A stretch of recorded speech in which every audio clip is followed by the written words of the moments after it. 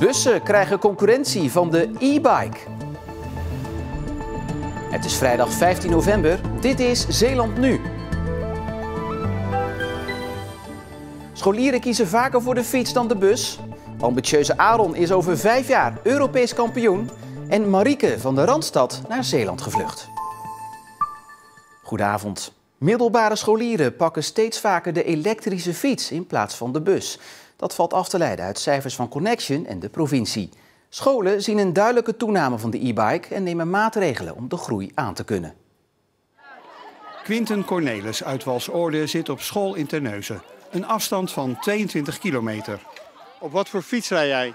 Ik fiets op een elektrische fiets. Waarom? Omdat ik het gemakkelijker vind als de bus. En ja, het is ook veel fijner, want je hebt meer vrijheid. Quinten reisde eerst met de bus, maar nu niet meer. En hij is niet de enige. Cijfers van Connection laten zien dat het totaal aantal buspassagiers op schooldagen vorig jaar is gedaald naar 570.000. Dat is 70.000 minder dan in 2017. Moest je wennen? Ja, eerst fietste het wel wat anders, maar uiteindelijk gaat het wel gewoon. En dan voelt het gewoon heel normaal eigenlijk.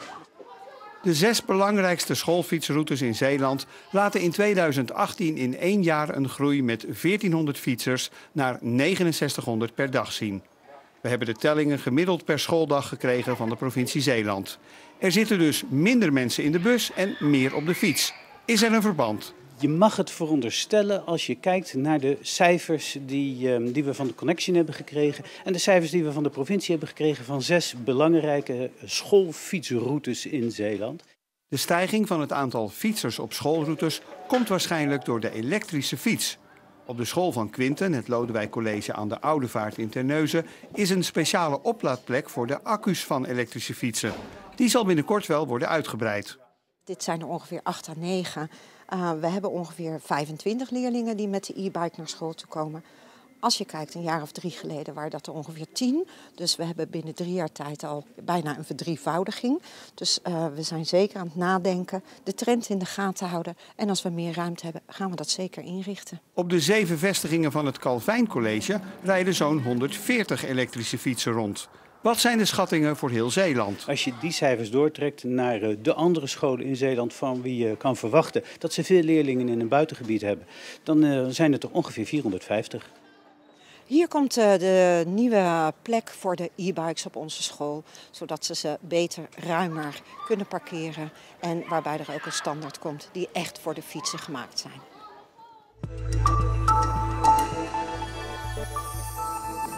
Voor het tweede jaar op rij is er sprake van een slechte bonenoogst. Waar boeren normaal zo'n 3500 kilo per hectare oogsten, halen ze nu zo'n 1000 kilo minder van het land.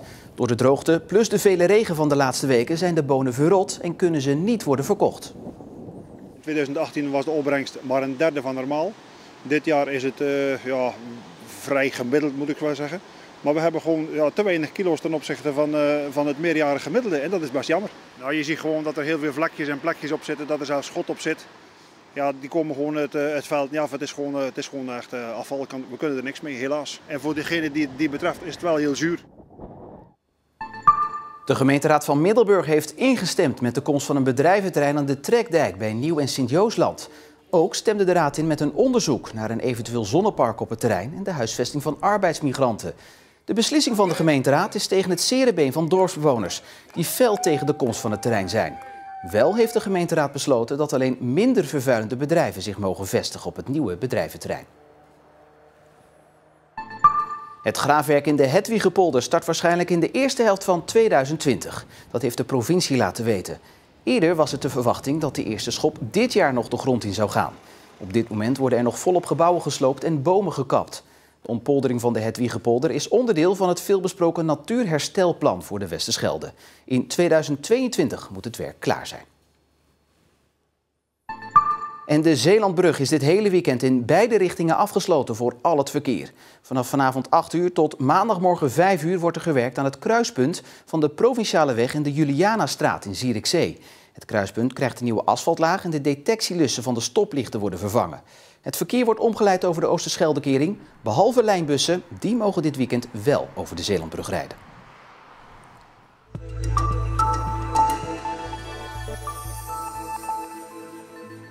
Hij is pas 16 jaar oud, maar hij heeft zijn hele voetbalcarrière al uitgestippeld. Aaron van Laren uit Terneuzen keept bij de jeugd van PSV. Maar dat is voor hem nog lang niet genoeg. De top wil hij halen en snel ook. Als 5-jarig jochie begint Van Laren bij Terneuzen en via de JVOZ en NAC komt hij bij PSV terecht. De keeper van PSV onder 17 is al zijn derde seizoen in Eindhoven bezig. En hij durft hardop te dromen over een mooie profcarrière. Nou, zo snel mogelijk bij het eerste komen. En ja, tegen die tijd, ik hoop na 5 jaar dat er misschien een mooie transfer in zit naar Liverpool. Is dan de droom. Maar eerst bij PSV het eerste halen. Om zijn jongensdroom waar te maken spart hij op trainingscomplex De Hertgang graag met keeperstrainer Albert van der Sleen. De oud-doelman van Eindhoven en NEC geeft hem veel tips. En dingen die klein lijken maken soms een groot verschil. De armzwaai noemen wij het. Dus dat je lichaamsgewicht je zwaartepunt iets meer naar voren is. Waardoor je naar voren kan keepen, sneller weg bent. Dat is eigenlijk maar een kleine verandering in je staat. Maar dat scheelt zoveel in hoe de bal pakt. En ook dat je daardoor misschien net 2 stappen meer kan maken om in de hoek te komen. Dus dat je net een half meter verder komt. Ja, dat scheelt gewoon de wereld eigenlijk. Ook zijn coach bij PSV onder 17, Adil Ramzi, voormalig smaakmaker van Willem II, PSV en Rode JC, is belangrijk. Ja, hij leert je hard worden, altijd voor alles gaan, altijd voor de winst willen gaan. En zorgen dat je aan het eind van de dag, wat ook het resultaat is, naar jezelf kan kijken en kan zeggen, ik heb hier alles aan gedaan. En de coach zelf is ook blij met Van Laren. In ieder training geeft hij gewoon alles. En liever belt hij nog 's nachts om te trainen. En dat vind ik nog heerlijk.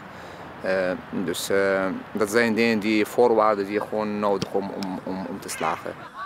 Over een half jaar wil Van Laren met Oranje onder 17 op het EK in Estland goud veroveren. Ik zit op dit moment met de keeper van Ajax, Dani van de Heuvel, en de keeper van NEC, Robin Roefs. Ja, mijn doel is op het EK te spelen. Maar de concurrentie is wel moordend, dus ik zal er alles aan moeten doen om dat waar te maken. En waarom ga je het verschil maken dan? Ik ga laten zien op elke training dat ik in de goal hoor. En ik ga net die bal pakken die zij niet misschien kunnen pakken. Dus over een half jaar Europees kampioen met jou op doel? Dat is de bedoeling. En over 5 jaar dan? Dus dan worden we ook Europees kampioen met mij in de goal, maar dan met het echte oranje. Over 5 jaar al? 5 jaar. Je bent nog 16 hè? Ik ben nog 16. Ben ik 21, dus het kan.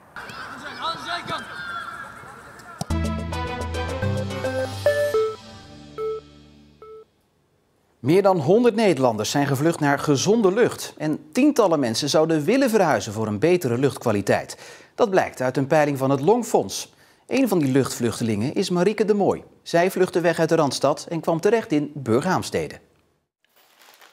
Als je het verschrikkelijk benauwd hebt en bijna steekt, dat is heel angstig. Als je het echt benauwd hebt, dan kan je niks. Dan kan je alleen in een hoekje zitten zo. Marieke de Mooi woonde in Bad Hoeverdorp bij Schiphol. Maar haar luchtweginfecties werden zo heftig dat het daar onhoudbaar werd. Wij fietsten graag een ende om de Haarlemmermeer heen. Maar dat kon ik helemaal niet. Ik stikte. Ik ben heel benauwd. Als je dat effect en vreselijk hoesten en zo.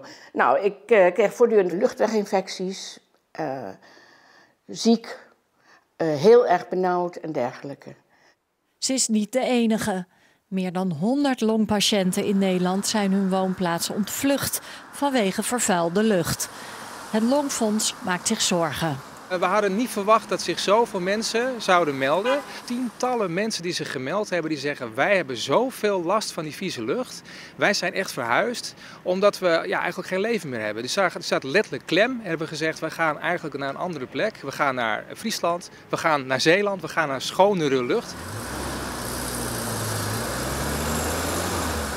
Op een gegeven moment zei die longartsen van u moet ergens anders heen. En mijn man vond dat verschrikkelijk, de kinderen woonden daar ook. Maar hij was opgegroeid in Zierikzee. Hij zegt, nou dan gaan we naar Zeeland. En dat begon met een klein tweede huisje. En dat was zo effectief. Als we daar, kon ik tegen de wind in naar Brouwershaven fietsen. En dat werkte eigenlijk meteen. In de Randstad is het smerigst, dat is duidelijk. En hoe noordelijker je gaat, hoe schoner het wordt. Over het algemeen kun je zeggen dat Nederland vies is. Wij staan hier eigenlijk ook vieze lucht in te ademen.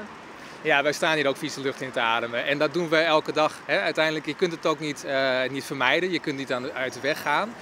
Maar zoek je een schoon plekje in Nederland, dan is Burghaamstede een goede keuze. Het is een van de schoonste plekken in Zeeland. Zeeland is inderdaad op plekken ook schoon. Hoewel je van Zeeland ook kunt zeggen, dat zijn ook gewoon vieze plekken. Dat zeggen wij ook. Hè? Het is niet zo dat als je in Zeeland terechtkomt dat het schoon is.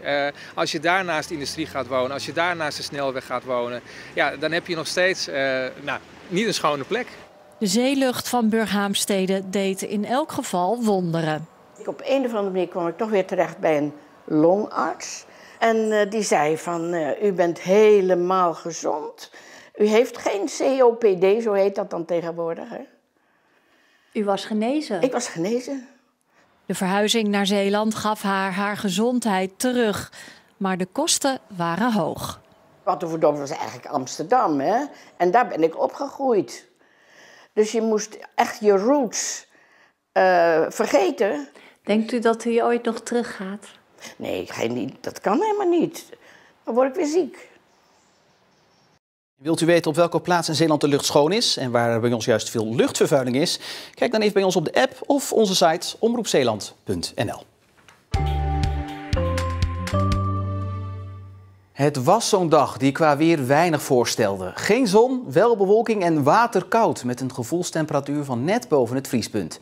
Morgen wederom veel bewolking, maar Sinterklaas kan in veel plaatsen droog worden onthaald, want alleen in Zeeuws-Vlaanderen kan een spatje regen vallen. Zondag verandert er weinig in vergelijking met morgen en vanaf maandag gaat het voor de verandering weer eens regenen.